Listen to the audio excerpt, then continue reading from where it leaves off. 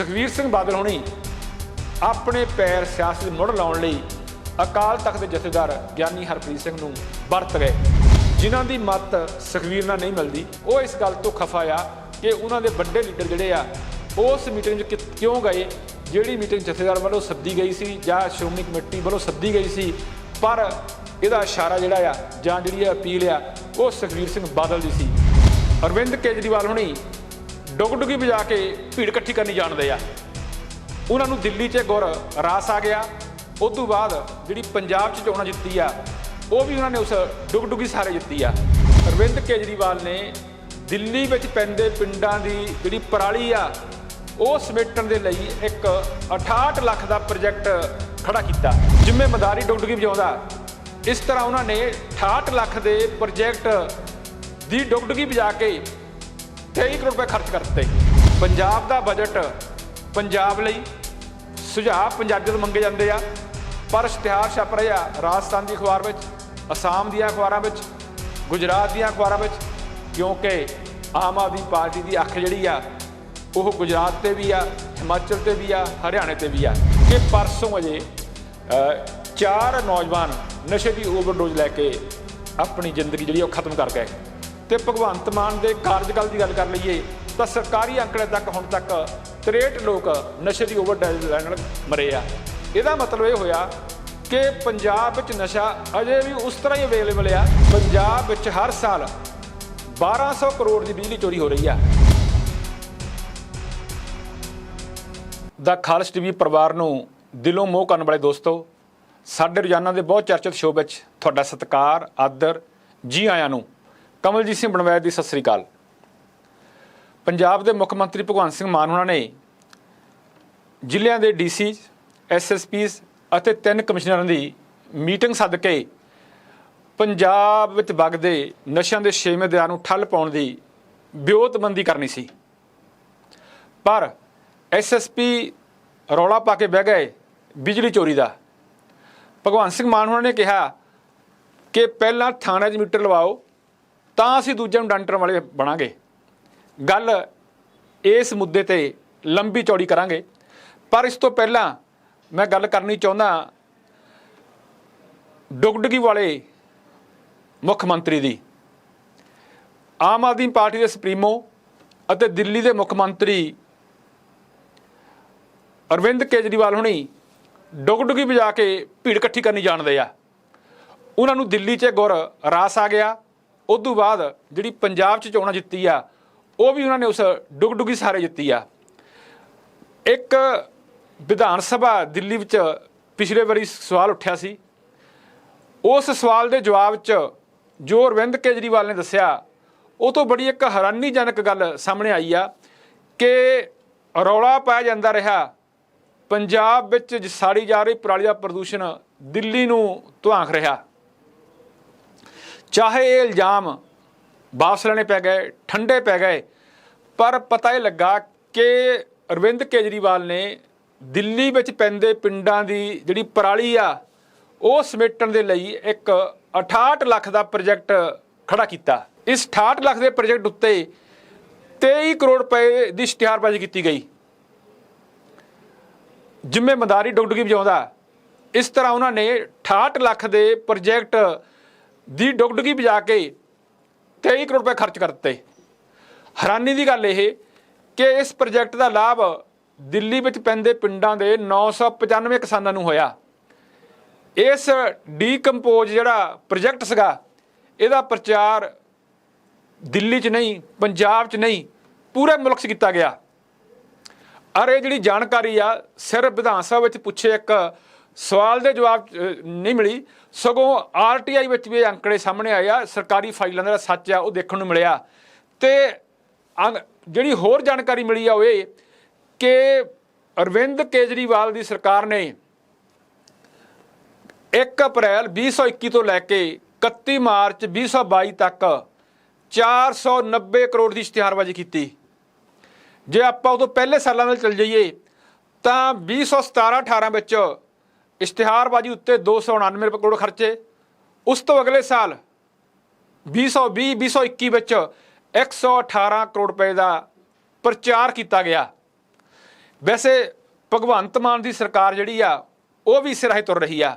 ਇੱਕ ਹੋਰ ਗੱਲ ਜਿਹੜੀ ਮੇਰੇ ਜ਼ਿਹਨ 'ਚ ਆ ਗਈ ਇਹ ਕਿ ਜੇ ਆਪਾਂ 490 ਕਰੋੜ ਦਾ ਹਿਸਾਬ ਕਿਤਾਬ ਲਾਈਏ ਤਾਂ ਇਹਦਾ ਮਤਲਬ ਕਿ ਦਿੱਲੀ ਸਰਕਾਰ ਵੱਲੋਂ ਹਰ ਰੋਜ਼ ਇਸ਼ਤਿਹਾਰਬਾਜ਼ੀ ਉੱਤੇ 1 ਕਰੋੜ 34 ਲੱਖ ਰੁਪਏ ਖਰਚਿਆ ਜਾਂਦਾ ਰਿਹਾ। ਭਗਵੰਤ ਸਿੰਘ ਮਾਨ ਹੁਣੀ ਵੀ ਕਿਉਂਕਿ ਦਿੱਲੀ ਮਾਡਲ ਲਿਆਂਦਾ, ਤੇ ਮੈਂ ਇੱਕ ਇਹ ਵੀ ਗੱਲ ਕਹਿਦਾ ਕਿ ਅਸੀਂ ਦਿੱਲੀ ਮਾਡਲ ਤੇ ਮੋਹਰ ਵੀ ਲਾਈ ਆ, ਇਸੇ ਕਰਕੇ 92 ਉਮੀਦਵਾਰ ਜਿੱਤ ਗਏ ਆਮ ਆਦਮੀ ਪਾਰਟੀ ਦੇ। ਤੇ ਭਗਵੰਤ ਸਿੰਘ ਮਾਨ ਹੁਣੀ ਵੀ ਜਿਹੜੇ ਆਪਣੇ ਕੰਮ ਕਰਦੇ ਆ ਜਾਂ ਜਿਹੜੇ ਐਲਾਨ ਕਰਦੇ ਆ ਉਹਨਾਂ ਦੀ ਇਸ਼ਤਿਹਾਰਬਾਜ਼ੀ ਤੇ ਪੈਸਾ ਦਿੱਲੀ ਦੀ ਤਰਜ਼ ਤੇ ਦਿੱਲੀ ਮਾਡਲ ਦੇ ਹਿਸਾਬ ਨਾਲ ਪਾਣੀ ਵਾਂਗ ਵਹਾਇਆ ਜਾ ਰਿਹਾ। ਪੰਜਾਬ ਦਾ ਬਜਟ ਪੰਜਾਬ ਲਈ ਸੁਝਾਅ ਪੰਜਾਬੀਅਤ ਮੰਗੇ ਜਾਂਦੇ ਆ, ਪਰ ਇਸ਼ਤਿਹਾਰ ਛਪ ਰਹੇ ਆ ਰਾਜਸਥਾਨ ਦੀ ਅਖਬਾਰ ਵਿੱਚ, ਅਸਾਮ ਦੀਆਂ ਅਖਬਾਰਾਂ ਵਿੱਚ, ਗੁਜਰਾਤ ਦੀਆਂ ਅਖਬਾਰਾਂ ਵਿੱਚ, ਕਿਉਂਕਿ ਆਮ ਆਦਮੀ ਪਾਰਟੀ ਦੀ ਅੱਖ ਜਿਹੜੀ ਆ ਉਹ ਗੁਜਰਾਤ 'ਤੇ ਵੀ ਆ, ਹਿਮਾਚਲ 'ਤੇ ਵੀ ਆ, ਹਰਿਆਣੇ 'ਤੇ ਵੀ ਆ। ਸੋ ਦਿੱਲੀ ਮਾਡਲ ਜਿਹਦੀ ਚਰਚਾ ਕਰਕੇ ਪੰਜਾਬ ਵਿੱਚ ਆਮ ਆਦਮੀ ਪਾਰਟੀ ਸੱਤਾ ਲੈ ਗਈ, ਉਹ ਦਿੱਲੀ ਮਾਡਲ ਦੇ ਜਿਹੜਾ ਇੱਕ ਤੁਹਾਨੂੰ ਤਸਵੀਰ ਜਿਹੜੀ ਹੈ ਇੱਕ ਉਹ ਤੁਹਾਡੇ ਸਾਹਮਣੇ ਲਿਆਂਦੀ ਆ। ਤੇ ਇਹ ਜਿਹੜੀ ਰਿਪੋਰਟ ਆ ਇੱਕ ਬਹੁਤ ਵੱਡਾ ਮੀਡੀਆ ਅਦਾਰਾ ਆ ਉਹਨੇ ਵੀ ਜਿਹੜੀ ਨਸ਼ਰ ਆ ਉਹ ਕੀਤੀ ਆ। ਹੁਣ ਆਪਾਂ ਗੱਲ ਕਰ ਲਈਏ ਜਿਹੜੀ SSP ਦੀ ਮੀਟਿੰਗ ਕੀਤੀ ਆ। SSP ਦੀ ਮੀਟਿੰਗ ਵਿੱਚ ਭਗਵੰਤ ਸਿੰਘ ਮਾਨ ਨੇ ਕਿਹਾ ਕਿ ਨਸ਼ਾ ਜਿਹੜਾ ਆ ਉਹ ਸਖਤੀ ਨਾਲ ਰੋਕਿਆ ਜਾਵੇ, ਪਿੰਡਾਂ ਦੇ ਪੰਚਾਂ ਸਰਪੰਚਾਂ ਸਹਿਯੋਗ ਲਿਆ ਜਾਵੇ, ਤੇ ਨਾਲ ਉਹਨੇ ਇਹ ਵੀ ਕਹਿ ਦਿੱਤਾ ਕਿ ਭਾਈ ਜਦੋਂ ਜੇ ਕੋਈ ਨਸ਼ਾ ਫੜਿਆ ਜਾਂਦਾ ਤਾਂ ਉਸ ਥਾਣੇ ਦਾ ਜਿਹੜਾ SHO ਜ਼ਿੰਮੇਵਾਰ ਹੋਵੇਗਾ, ਉਸ ਜ਼ਿਲ੍ਹੇ ਦਾ SSP ਜ਼ਿੰਮੇਵਾਰ ਹੋਵੇਗਾ। ਵੈਸੇ ਮੈਂ ਤੇ ਇਹ ਗੱਲ ਕਹਿਦਾ ਕਿ ਇਹ ਕੋਈ ਨਵਾਂ ਫੈਸਲਾ ਨਹੀਂ, ਇਹ ਤਾਂ ਬੜਾ ਇੱਕ ਸਧਾਰਨ ਨਿਯਮ ਆ ਕਿ ਜਿਸ ਜ਼ਿਲ੍ਹੇ ਵਿੱਚ ਫੜਿਆ ਜਾਊਗਾ ਨਸ਼ਾ ਉੱਥੋਂ ਦੇ SSP ਦੀ ਜ਼ਿੰਮੇਵਾਰੀ ਹੋਊਗੀ, ਤੇ ਜਿੱਥੋਂ ਥਾਣਾ ਪੈਂਦਾ ਉਹਦੇ SHO ਦਾ ਜ਼ਿੰਮਾ ਹੁੰਦਾ। ਸੋ ਇਹ ਜਿਹੜੀ ਗੱਲ ਸਿਰਫ ਇੱਕ ਕੱਲ ਕੀਤੀ ਗਈ ਆ, ਪਰ ਇੰਝ ਲੱਗਦਾ ਕਿ ਕੋਈ ਨਵੀਂ ਗੱਲ ਨਹੀਂ। ਦੂਜੇ ਬੰਨੇ ਪਤਾ ਇਹ ਵੀ ਲੱਗਾ ਸੀਗਾ ਕਿ ਪੁਲਿਸ ਵਾਲਿਆਂ ਨੇ ਇਹ ਇਲਜ਼ਾਮ ਲਾ ਦਿੱਤਾ ਕਿ ਜਿਹੜੀ STF ਆ ਉਹ ਸਾਡਾ ਸਹਿਯੋਗ ਨਹੀਂ ਦੇ ਰਹੀ, ਪਰ STF ਨੇ ਕਹਿ ਦਿੱਤਾ ਕਿ ਇਹ ਜਿਹੜੇ ਸਾਰੇ ਇਲਜ਼ਾਮ ਆ ਇਹ ਝੂਠੇ ਆ।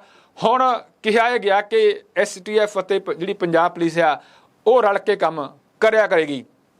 ਵੈਸੇ ਭਗਵੰਤ ਮਾਨ ਹੁਣੀ ਨਸ਼ਾ ਬੰਦ ਕਰਨ ਲਈ ਦ੍ਰਿੜ ਹੋ ਸਕਦੇ ਆ। ਜੋ ਉਹਨਾਂ ਦੀਆਂ ਇਸ ਵੇਲੇ ਹਦਾਇਤਾਂ ਚੱਲ ਰਹੀਆਂ ਉਹ ਕੋਈ ਪਹਿਲੀਆਂ ਜਿਹੜੀਆਂ ਸਰਕਾਰਾਂ ਸੀ ਉਹ ਤੋਂ ਵੱਖਰੀਆਂ ਨਹੀਂ ਹੈਗੀਆਂ। ਜੇ ਤੁਹਾਡੇ ਚੇਤੇ 'ਚ ਮੈਂ ਯਾਦ ਕਰਾ ਦਾਂ ਕਿ 2014 ਵਿੱਚ ਜਦੋਂ ਲੋਕ ਸਭਾ ਦੀ ਇਲੈਕਸ਼ਨ ਅਕਾਲੀ ਦਲ ਤੇ ਭਾਰਤੀ ਜਨਤਾ ਪਾਰਟੀ ਬੁਰੀ ਤਰ੍ਹਾਂ ਹਾਰੇ ਸੀਗੇ, ਤਦ ਵੀ ਮੁੱਦਾ ਨਸ਼ਿਆਂ ਦਾ ਬਣਿਆ ਸੀਗਾ। ਉਸ ਤੋਂ ਬਾਅਦ ਕੈਪਟਨ ਅਮਰਿੰਦਰ ਸਿੰਘ ਹੁਣੀ 2017 ਦੀਆਂ ਵਿਧਾਨ ਸਭਾ ਚੋਣਾਂ ਵੇਲੇ ਗੁਟਕਾ ਸਾਹਿਬ ਤੇ ਹੱਥ ਰੱਖ ਕੇ ਸਹੁੰ ਖਾ ਗਏ ਸੀ ਕਿ ਮੈਂ ਨਸ਼ੇ ਦੀ ਸਪਲਾਈ ਜਿਹੜੀ ਆ ਮਹੀਨੇ 'ਚ ਤੋੜ ਦੂੰਗਾ, ਬੰਦ ਕਰ ਦੂੰਗਾ। ਸੋ ਨਸ਼ਾ ਜਿਹੜਾ ਸਾਰੀਆਂ ਸਰਕਾਰਾਂ ਨੂੰ ਲੈ ਬੈਠਾ। ਜਿਹੜਾ ਵੱਡਾ ਸਵਾਲ ਆ ਉਹ ਇਹ ਆ ਕਿ ਕੀ ਨਸ਼ੇ ਦੀ ਸਪਲਾਈ ਤੋੜਨ ਨਾਲ ਨਸ਼ਾ ਕਰਨਾ ਰੁਕ ਜਾਣਗੇ ਜਵਾਨ? ਵੈਸੇ ਤਾਂ ਪਹਿਲਾ ਸਟੈਪ ਨਸ਼ੇ ਦੀ ਸਪਲਾਈ ਤੋੜਨੀ ਹੋ ਸਕਦੀ ਆ, ਪਰ ਦੂਜੀ ਗੱਲ ਇਹ ਕਿ ਜੇ ਨਸ਼ੇ ਦੀ ਸਪਲਾਈ ਬੰਦ ਹੋ ਜਾਂਦੀ ਆ, ਨਸ਼ੇੜੀਆਂ ਨੂੰ ਨਸ਼ਾ ਨਹੀਂ ਮਿਲਦਾ, ਤਾਂ ਪੰਜਾਬ ਵਿੱਚ ਤਾਂ ਮਚ ਜਾਣੀਆਂ ਹਾਲ ਪੈ ਰਿਹਾ ਤੇ ਉਹਨਾਂ ਨੂੰ ਸੰਭਾਲਣ ਦਾ ਬੰਦੋਬਸਤ ਸਰਕਾਰ ਕੋਲੇ ਕੋਈ ਨਹੀਂ।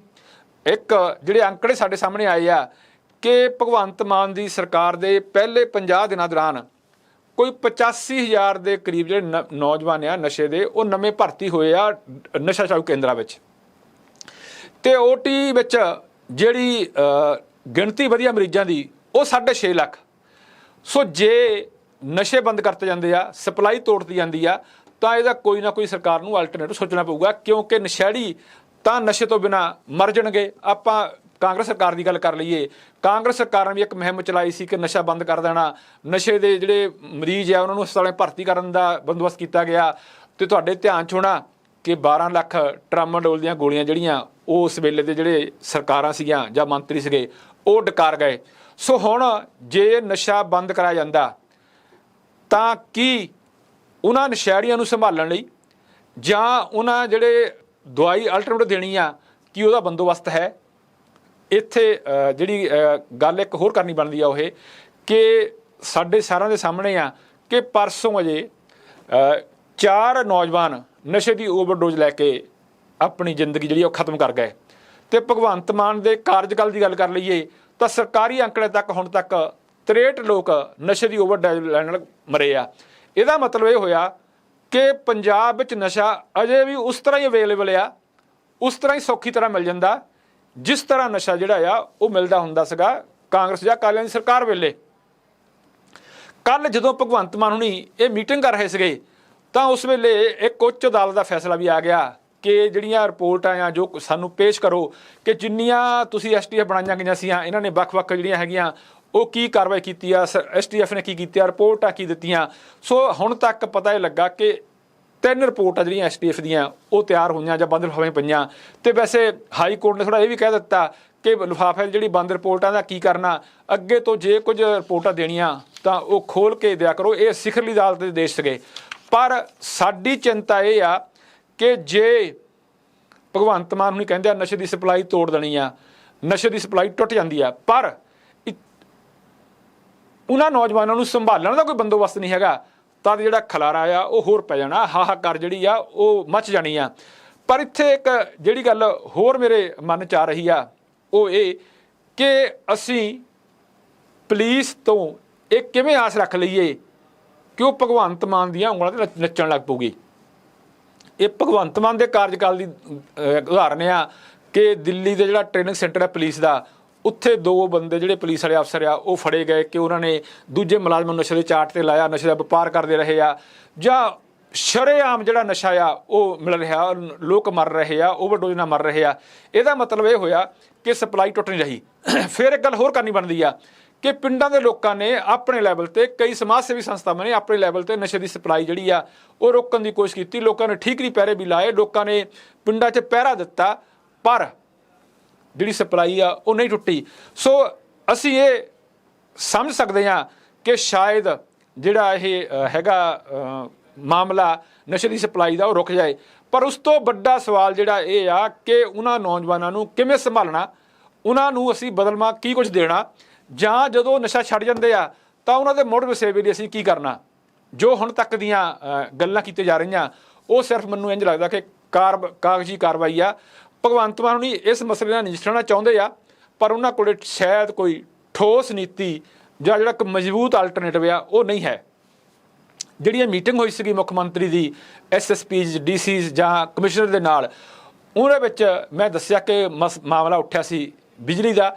ਇੱਥੇ ਦੱਸਦਾ ਕਿ ਪੰਜਾਬ ਵਿੱਚ ਹਰ ਸਾਲ 1200 ਕਰੋੜ ਦੀ ਬਿਜਲੀ ਚੋਰੀ ਹੋ ਰਹੀ ਆ। ਲੰਘੇ ਕੱਲ੍ਹ ਤਾਰਨ ਦੇ ਇੱਕ ਸੰਤ ਦੇ ਡੇਰੇ ਵਿੱਚੋਂ ਬਿਜਲੀ ਚੋਰੀ ਕਰਨ ਦਾ ਮਾਮਲਾ ਸਾਹਮਣੇ ਆਇਆ। ਉੱਥੇ 7 AC ਚੱਲਦੇ ਆ, ਕਿੰਨੇ ਗੀਜ਼ਰ ਚੱਲਦੇ ਆ, 196 ਬਲਬ ਆ, ਹੋਰ ਪੱਖੇ ਕਈ 100। ਇਹ ਜਿਹੜਾ ਸਾਰਾ ਕੁਝ ਆ ਉਹ ਕਈ ਚਿਰਾਂ ਤੋਂ ਟਰਾਂਸਫਰ ਰੱਖ ਕੇ ਸਿੱਧੀ ਕੁੰਡੀ ਲਾ ਕੇ ਚੱਲ ਰਿਹਾ ਸੀਗਾ। ਸੋ ਵੈਸੇ ਤਾਂ ਇੱਥੇ ਗੱਲ ਦੁੱਖ ਵਾਲੀ ਇਹ ਆ ਕਿ ਜੇ ਸੰਤ ਮਹਾਤਮਾ ਜਿਨ੍ਹਾਂ ਨੇ ਲੋਕਾਂ ਨੂੰ ਰਾਹੇ ਪਾਉਣਾ ਹੁੰਦਾ ਉਹ ਆਪ ਕਰਾਹੇ ਪਏ ਹੋਏ ਆ ਤਾਂ ਅਸੀਂ ਦੂਜਿਆਂ ਤੋਂ ਕੀ ਆਸ ਰੱਖੀਏ। ਪਰ ਭਗਵੰਤ ਮਾਨ ਉਹਨਾਂ ਨੇ ਜਿਹੜਾ ਇਹ ਕਿਹਾ ਕਿ ਕੁੰਡੀ ਜਿਹੜੀ ਮੁਹਿੰਮ ਆ ਇਹ ਚਲਾਓ, ਜਿਹੜੀ ਬਿਜਲੀ ਚੋਰੀ ਆ ਉਹ ਰੋਕ ਲਓ। ਪਰ ਨਾਲ ਹੀ ਨਾਲ ਇਹ ਪਤਾ ਲੱਗਾ ਕਿ ਇੱਕ ਹੋਰ ਜਾਣਕਾਰੀ ਇਹ ਕਹਿੰਦੀ ਹੈ ਕਿ ਪੰਜਾਬ ਵਿੱਚ ਬਿਜਲੀ ਦਾ ਸੰਕਟ ਜਿਹੜਾ ਆ ਉਹ ਬੜਾ ਡੂੰਘਾ ਹੋਇਆ ਪਿਆ। ਬਿਜਲੀ ਪੂਰੀ ਤਰ੍ਹਾਂ ਅੱਖ ਮਟੱਕਾ ਕਰ ਰਹੀ ਆ, ਕਿਤੇ ਬਿਜਲੀ ਦੇ ਵੱਡੇ ਕੱਟ ਲੱਗ ਰਹੇ ਆ, ਕਿਤੇ ਲੋਕ ਰਾਤ ਨੂੰ ਸੌਣ ਤੋਂ ਵੀ ਆਵਾਜ਼ ਆ ਰਿਹਾ ਕਿ ਨੀਂਦ ਨਹੀਂ ਆ ਰਹੀ। ਅਤੇ ਪਤਾ ਇਹ ਲੱਗਾ ਕਿ ਕਿਉਂਕਿ ਜਿਹੜੀ ਬਿਜਲੀ ਦੀ ਸਪਲਾਈ ਆ ਉਹ ਘੱਟ ਵੱਧ ਹੋ ਰਹੀ ਆ, ਇਸ ਕਰਕੇ ਹੁਣ ਤੱਕ ਪਿਛਲੇ 40 ਦਿਨਾਂ ਵਿੱਚ ਕੋਈ 1,15,000 ਮੀਟਰ ਜਿਹੜੇ ਪੰਜਾਬ ਦੇ ਆ ਉਹ ਸੜ ਗਏ। ਸੋ ਇਸ ਹਾਲਤ ਵਿੱਚ ਭਗਵੰਤ ਸਿੰਘ ਮਾਨ ਨੂੰ ਇਹ ਜਿਹੜਾ ਪੂਰਾ ਸਿਸਟਮ ਆ, ਜਿਹੜਾ ਪੂਰਾ ਇਹ ਸਾਰਾ ਤਾਣਾ ਬਾਣਾ ਆ ਜਿਹੜਾ ਉਲਝਿਆ ਹੋਇਆ, ਇਹਨੂੰ ਲੀਹ 'ਤੇ ਲਿਆਉਣ ਲਈ ਸਮਾਂ ਲੱਗਣਾ। ਵਧੀਆ ਗੱਲ ਆ ਕਿ ਉਹ ਨਿੱਤ ਮੀਟਿੰਗਾਂ ਕਰਦੇ ਆ, ਕੁਝ ਕਰਨ ਦੀ ਇੱਛਾ ਰੱਖਦੇ ਆ, ਪਰ ਮੈਨੂੰ ਇੰਝ ਲੱਗਦਾ ਕਿ ਇੱਕਦਮ ਜਿਵੇਂ ਉਹ ਚਾਹੁੰਦੇ ਆ ਕਿ ਸਾਰਾ ਪਲਟ ਆ ਜਾਊਗਾ, ਉਹ ਨਹੀਂ ਆ ਸਕਣਾ। ਇੱਕ ਗੱਲ ਜਿਹੜੀ ਸੰਖੇਪ 'ਚ ਆਪਾਂ ਥੋੜ੍ਹੀ ਹੋਰ ਕਰ ਲਈਏ ਕਿ ਕੱਲ੍ਹ ਆਪਾਂ ਗੱਲ ਕੀਤੀ ਸੀ ਕਿ ਸ਼੍ਰੋਮਣੀ ਅਕਾਲੀ ਦਲ ਨੂੰ ਆਕਸੀਜਨ ਮਿਲ ਗਈ, ਸੁੱਖ ਦਾ ਸਾਹ ਆਉਣ ਲੱਗਾ। ਜਿਹੜੀ ਸਿਆਸੀ ਜ਼ਮੀਨ ਪੈਰਾਂ ਹੇਠੋਂ ਖਿਸ ਗਈ ਸੀਗੀ ਉਹ ਜ਼ਮੀਨ ਇਕੱਠੀ ਕਰਨ ਲਈ ਉਹਨਾਂ ਨੇ ਇੱਕ ਜਿਹੜਾ SGPC ਵੱਲੋਂ ਇਕੱਠ ਸੱਦਿਆ ਗਿਆ ਸੀਗਾ। ਉਹਦੇ ਵਿੱਚ ਹੋਇਆ ਇਹ ਸੀਗਾ ਕਿ ਜਿਹੜੇ ਸਿਮਰਜੀਤ ਸਿੰਘ ਮਾਨ ਸਮੇਤ ਚਾਹੇ ਪਰਮਜੀਤ ਸਰਨਾ ਦਿੱਲੀ ਵਾਲੇ ਜਾਂ ਮਨਜੀਤ ਸਿੰਘ GK ਕਾਲਕੇ ਸਾਹਿਬ, ਇਹ ਸਾਰੇ ਜਿਹੜੇ ਪਹੁੰਚੇ ਸੀਗੇ। ਪਰ ਇਸ ਵੇਲੇ ਜਿਹੜੀ ਇੱਕ ਚਰਚਾ ਉੱਠਣ ਲੱਗੀ ਆ ਉਹ ਇਹ ਕਿ ਸੁਖਬੀਰ ਸਿੰਘ ਬਾਦਲ ਹੋਣੀ ਆਪਣੇ ਪੈਰ ਸਿਆਸਤ ਮੁੜ ਲਾਉਣ ਲਈ ਅਕਾਲ ਤਖਤ ਦੇ ਜਥੇਦਾਰ ਗਿਆਨੀ ਹਰਪ੍ਰੀਤ ਸਿੰਘ ਨੂੰ ਵਰਤ ਗਏ। ਤੇ ਸਾਡੇ ਜਿਹੜੇ ਸੂਤਰ ਇਹ ਵੀ ਆ ਦੱਸਦੇ ਕਿ ਸੁਖਬੀਰ ਸਿੰਘ ਬਾਦਲ ਦੇ ਸੱਦੇ ਤੇ ਇਕੱਠ ਸੱਦਿਆ ਗਿਆ ਸੀ। ਜਥੇਦਾਰ ਹੁਣੀ ਆਪਣਾ ਜਿਹੜਾ ਆ ਉਹ ਉਸ ਵੇਲੇ ਸੰਬੋਧਨ ਵੀ ਕੀਤਾ। ਬਾਅਦ ਵਿੱਚ ਸ਼੍ਰੋਮਣੀ ਕਮੇਟੀ ਦੇ ਪ੍ਰਧਾਨ ਧਾਮੀ ਸਾਹਿਬ ਨੇ ਪ੍ਰੈਸ ਕਾਨਫਰੰਸ ਵੀ ਸੱਦੀ। ਤੇ ਹੁਣ ਇਸ ਵੇਲੇ ਉਹ ਸਿਆਸੀ ਪਾਰਟੀਆਂ ਜਿਨ੍ਹਾਂ ਦੀ ਮਤ ਸੁਖਬੀਰ ਨਾਲ ਨਹੀਂ ਮਿਲਦੀ, ਜਿਹੜੇ ਸਿਆਸੀ ਮਤਭੇਦ ਰੱਖਦੇ ਆ, ਵਖਰੇਵੇਂ ਆ, ਇੱਕ ਦੂਜੇ ਨਾਲ ਭਿੜਦੇ ਰਹੇ ਆ, ਉਹਨਾਂ ਦਾ ਜਿਹੜਾ ਕੇਡਰ ਆ ਉਹ ਇਸ ਗੱਲ ਤੋਂ ਖਫਾ ਆ ਕਿ ਉਹਨਾਂ ਦੇ ਵੱਡੇ ਲੀਡਰ ਜਿਹੜੇ ਆ ਉਸ ਮੀਟਿੰਗ 'ਚ ਕਿਉਂ ਗਏ, ਜਿਹੜੀ ਮੀਟਿੰਗ ਜਥੇਦਾਰ ਵੱਲੋਂ ਸੱਦੀ ਗਈ ਸੀ ਜਾਂ ਸ਼੍ਰੋਮਣੀ ਕਮੇਟੀ ਵੱਲੋਂ ਸੱਦੀ ਗਈ ਸੀ, ਪਰ ਇਹਦਾ ਇਸ਼ਾਰਾ ਜਿਹੜਾ ਆ ਜਾਂ ਜਿਹੜੀ ਅਪੀਲ ਆ ਉਹ ਸੁਖਬੀਰ ਸਿੰਘ ਬਾਦਲ ਦੀ ਸੀ। ਸੋ ਇਸ ਵੇਲੇ ਦੂਜੀਆਂ ਪਾਰਟੀਆਂ ਵਿੱਚ ਖਲਾਰਾ ਪਵੇ ਜਾਂ ਦੂਜੀਆਂ ਪਾਰਟੀਆਂ ਵਿੱਚ ਬਗਾਵਤ ਛਿੜੇ ਜਾਂ ਦੂਜੀਆਂ ਪਾਰਟੀਆਂ ਜਿਹੜੀਆਂ ਉਹਦਾ ਕੇਡਰ ਨਾਲ ਸਹਿਮਤ ਹੋਵੇ ਜਾਂ ਨਾ ਹੋਵੇ, ਪਰ ਇੱਕ ਵਾਰ ਤਾਂ ਸ਼੍ਰੋਮਣੀ ਅਕਾਲੀ ਦਲ ਜਥੇਦਾਰ ਸਾਹਿਬ ਨੂੰ ਵਰਤ ਵੀ ਗਿਆ। ਤੇ ਦੂਜਾ ਆਪਾਂ ਇਹ ਵੀ ਕਹਿ ਲਈਏ ਕਿ ਜੋ ਉਹਨਾਂ ਦੀ ਚਾਲ ਸੀ ਕਿ ਪੰਥਕ ਏਜੰਡੇ ਤੇ ਜਿਹੜਾ ਆ ਉਹ ਅਸੀਂ ਲੜਾਈ ਲੜਨੀ ਆ, ਉਹ ਵਿੱਚ ਵੀ ਸਫਲ ਹੋ ਗਏ। ਤੇ ਪਤਾ ਇਹ ਵੀ ਲੱਗਾ ਕਿ ਦੂਜੇ ਪਾਸੇ ਭਾਰਤੀ ਜਨਤਾ ਪਾਰਟੀ ਜਿਹੜਾ ਸਿੱਖਾਂ ਦਾ ਇੱਕ ਵਫਦ ਆ, ਉਹ ਵੀ ਕੱਲ੍ਹ ਲਾਲ ਸਿੰਘ ਦੀ ਅਗਵਾਈ ਹੇਠ ਮਿਲਿਆ ਦੇਸ਼ ਦੇ ਗ੍ਰਹਿ ਮੰਤਰੀ ਨੂੰ ਤੇ ਜਿਹੜੀ ਮੰਗ ਕੀਤੀ ਗਈ ਆ ਉਹ ਬੰਦੀ ਸਿੰਘਾਂ ਦੀ ਰਿਹਾਈ ਲਈ। ਸੋ ਵੈਸੇ ਤਾਂ ਇਹ ਗੱਲ ਚੰਗੀ ਆ ਕਿ ਬੰਦੀ ਸਿੰਘਾਂ ਦੀ ਰਿਹਾਈ ਲਈ ਸਾਰੇ ਇਕਮੁੱਠ ਹੋ ਜਾਣ, ਇਕਜੁੱਟ ਹੋ ਜਾਣ, ਪਰ ਜਿਹੜੀ ਇਹ ਸਿਆਸਤ ਚੱਲਦੀ ਆ, ਅਸੀਂ ਜਿਵੇਂ ਕੱਲ੍ਹ ਵੀ ਇਹ ਡਰ ਪ੍ਰਗਟ ਕੀਤਾ ਸੀ ਕਿ ਕਿਤੇ ਸਿਆਸਤ ਦੇ ਚੱਲਦਿਆਂ ਸਾਰੇ ਮੁੜ ਖੇਰੂ ਨਾ ਹੋ ਜਾਣ, ਕਿਉਂਕਿ ਸਿੱਖਾਂ ਦਾ ਇਤਿਹਾਸ ਜਿਹੜਾ ਆ ਉਹ ਇਸ ਤਰ੍ਹਾਂ ਦਾ ਵੀ ਆ ਜਾਂ ਪੰਜਾਬੀਆਂ ਦਾ ਵੀ ਕਹਿ ਲਈਏ ਕਿ ਇਹ ਇਕੱਠੇ ਤਾਂ ਹੋ ਜਾਂਦੇ ਆ ਪਰ ਇਕੱਠੇ ਚੱਲਣਾ ਇਹਨਾਂ ਲਈ ਮੁਸ਼ਕਿਲ ਹੁੰਦਾ ਤੇ ਇਹ ਖਿੰਡਣ ਲੱਗੇ ਦੇਰ ਨਹੀਂ ਲਾਉਂਦੇ। ਇੱਕ ਜਿਹੜਾ ਅਸੀਂ ਅਕਸਰ ਹੁਣ ਤੁਹਾਡੇ ਨਾਲ ਰੋਜ਼ ਹੀ ਗੱਲ ਕਰਦੇ ਹਾਂ ਕਿ ਇੱਕ ਗੱਲ ਅਸੀਂ ਤੁਹਾਡੇ ਨਾਲ ਕਰਾਂਗੇ ਅੰਕੜਿਆਂ ਦੇ ਹਿਸਾਬ ਨਾਲ, ਉਹ ਇਹ ਕਿ ਪੰਜਾਬ ਦੇ ਪਟਵਾਰੀ ਪਿਛਲੇ ਸਮੇਂ ਹੜਤਾਲ 'ਤੇ ਸੀਗੇ, ਤਹਿਸੀਲਾਂ ਦਾ ਕੰਮ ਠੱਪ ਕਰਤਾ ਸੀਗਾ। ਉਹਨਾਂ ਵਿੱਚ ਰੋਸ ਸੀਗਾ ਕਿ ਦੀਦਾਰ ਸਿੰਘ ਨਾਂ ਦੇ ਇੱਕ ਪਟਵਾਰੀ ਨੂੰ ਵਿਜੀਲੈਂਸ ਨੇ ਫੜ ਲਿਆ। ਪਟਵਾਰੀ ਇਹ ਕਹਿੰਦੇ ਸੀਗੇ ਕਿ ਦੀਦਾਰ ਸਿੰਘ ਸੱਚਾ ਸੁੱਚਾ ਆ, ਪਰ ਵਿਜੀਲੈਂਸ ਇਹ ਕਹਿੰਦੀ ਸੀ ਕਿ ਉਹਦੇ ਕੋਲ ਰਜਿਸਟਰੀਆਂ ਫੜੀਆਂ, ਕਰੋੜਾਂ ਰੁਪਈਏ ਵੀ ਤੇ ਲੱਖਾਂ ਦੇ ਗਹਿਣੇ ਵੀ, ਤੇ ਹਾਲੇ ਲੱਕ ਜਿਹੜਾ ਖੋਲ੍ਹਣ ਨੂੰ ਪਿਆ। ਪਰ ਕੁੱਲ ਮਿਲਾ ਕੇ ਜਿਹੜਾ ਦੋਹਾਂ ਧਿਰਾਂ 'ਚ ਸਮਝੌਤਾ ਹੋ ਗਿਆ ਸੀਗਾ। ਜਿਹੜੇ ਮੰਤਰੀ ਨੇ, ਮਾਲ ਮੰਤਰੀ, ਉਹਨਾਂ ਨੇ ਕਹਿ ਦਿੱਤਾ ਸੀਗਾ ਕਿ ਵਿਜੀਲੈਂਸ ਦਾ ਅਧਿਕਾਰੀ ਜਿਹੜਾ ਜਾਂਚ ਕਰ ਰਿਹਾ ਪਟਵਾਰੀ ਜਿਹੜਾ, ਉਹਦਾ ਤਬਾਦਲਾ ਕਰਤਾ ਜਾਊਗਾ ਤੇ ਸਹਿਮਤੀ ਬਣ ਗਈ ਸੀ। ਪਰ ਇੰਝ ਲੱਗਦਾ ਕਿ ਪਟਵਾਰੀਆਂ ਦੀ ਚੀਸ ਦਰਦ ਜਿਹੜਾ ਗੁੱਸਾ ਆ ਜੇ ਅੱਗੇ ਨਾਲੋਂ ਪਹਿਲਾਂ ਨਾਲੋਂ ਘਟਿਆ ਨਹੀਂ ਹੈਗਾ। ਅੱਜ ਉਹਨਾਂ ਨੇ ਇੱਕ ਫੈਸਲਾ ਲਿਆ ਜਿਹਦਾ ਨਾਂ ਦਿੱਤਾ ਗਿਆ ਇੱਕ ਤਨਖਾਹ ਇੱਕ ਹਲਕਾ। ਭਾਵ ਇਹ ਕਿ ਇੱਕ ਪਟਵਾਰੀ ਇੱਕ ਤਨਖਾਹ ਲੈਂਦਾ ਤੇ ਇੱਕ ਹਲਕੇ ਦਾ ਕੰਮ ਦੇਖੇਗਾ। ਇਸ ਤਰ੍ਹਾਂ ਜਿਹੜਾ ਫੈਸਲਾ ਲਿਆ ਗਿਆ, ਜੇ ਆਪਾਂ ਇਹਦੀ ਅੰਕੜਿਆਂ ਨਾਲ ਗੱਲ ਕਰ ਲਈਏ ਤਾਂ ਪੰਜਾਬ ਦੇ ਜਿਹੜੇ ਪਟਵਾਰੀਆਂ ਦੇ 4716 ਹਲਕੇ ਆ, ਇਹਨਾਂ ਵਿੱਚੋਂ 2979 ਦਾ ਕੰਮ ਜਿਹੜਾ ਅੱਜ ਤੋਂ ਠੱਪ ਹੋ ਕੇ ਰਹਿ ਗਿਆ। ਪੰਜਾਬ ਵਿੱਚ ਜਿਹੜੇ ਪਟਵਾਰੀ ਨੇ ਉਹ ਸਿਰਫ 373 ਆ। ਭਾਵ ਕਿ ਵੱਡੀ ਗਿਣਤੀ ਜਿਹੜੀਆਂ ਅਸਾਮੀਆਂ ਆ ਉਹ ਖਾਲੀ ਪਈਆਂ। ਆਪਾਂ ਮੁੱਖ ਮੰਤਰੀ ਭਗਵੰਤ ਸਿੰਘ ਮਾਨ ਦੇ ਹਲਕੇ ਦੀ ਗੱਲ ਕਰ ਲਈਏ ਤਾਂ ਇਹ ਕਿ ਉੱਥੇ ਜਿਹੜੇ ਹਲਕੇ ਆ ਉਹ 211 ਆ ਤੇ 105 ਪਟਵਾਰੀ ਆ। ਇਹਦਾ ਭਾਵ ਕਿ 106 ਹਲਕਿਆਂ ਵਿੱਚ ਜਿਹੜੇ ਪਟਵਾਰ ਹਲਕੇ ਆ ਉਹਨਾਂ ਵਿੱਚ ਤਾਲੇ ਲੱਗ ਗਏ। ਸੋ ਸਰਕਾਰ ਤੇ ਪਟਵਾਰੀ ਆਪਸ ਭਿੜਦੇ ਆ। ਔਰ ਨਾਲੇ ਵੀ ਦੱਸਦਾ ਕਿ ਪਟਵਾਰੀਆਂ ਨਾਲ ਕਾਨੂੰਗੋ ਵੀ ਆ ਖੜੇ ਆ। ਜਦੋਂ ਪਹਿਲਾਂ ਹੜਤਾਲ ਕੀਤੀ ਸੀ ਤਦ ਵੀ ਪਟਵਾਰੀਆਂ ਨਾਲ ਪਹਿਲਾਂ ਕਾਨੂੰਗੋ ਆ ਖੜੇ ਸੀਗੇ ਤੇ ਫਿਰ ਮੁੜ ਕੇ ਜਿਹੜੇ ਤਹਿਸੀਲਦਾਰ ਆ, ਸਬ ਤਹਿਸੀਲਦਾਰ ਆ, ਨਾਇਬ ਤਹਿਸੀਲਦਾਰ ਆ, ਉਹ ਸਾਰੇ ਆ ਖੜੇ ਸੀਗੇ। ਹੁਣ ਜਦੋਂ ਭਿੜ ਰਹੇ ਆ ਸਰਕਾਰ ਤੇ ਪਟਵਾਰੀ ਤਾਂ ਜਿਹੜੇ ਪੀਸੇ ਜਾਣਗੇ ਉਹ ਕਿਸਾਨ, ਕਿਉਂਕਿ ਜਦੋਂ ਕਿਸਾਨ ਫਸਲ ਚੁੱਕਦਾ, ਹੁਣੇ ਹਾੜੀ ਫਸਲ ਚੁੱਕ ਕੇ ਹਟਿਆ, ਤਾਂ ਕਿਸਾਨ ਨੇ ਜਿਹੜੇ ਸੌਦੇ ਕੀਤੇ ਹੁੰਦੇ ਆ ਉਹ ਰਜਿਸਟਰੀਆਂ ਕਰਾਉਣੀਆਂ ਹੁੰਦੀਆਂ, ਤੇ ਜੇ ਪਟਵਾਰਖਾਨਿਆਂ ਨੂੰ ਤਾਲੇ ਵੱਜ ਗਏ, ਜੰਦਰੇ ਮਾਰਤੇ ਗਏ, ਤਾਂ ਵਿਚਾਰੇ ਕਿਸਾਨ ਜਿਹੜੇ ਆ ਉਹ ਆਪਣੇ ਜਿਹੜੇ ਕੰਮ ਹੈ ਰਜਿਸਟਰੀਆਂ ਦੇ ਉਹ ਕਿਵੇਂ ਕਰਾਉਣਗੇ, ਕਿਵੇਂ ਮਿਲਣਗੀਆਂ ਫਰਦਾਂ।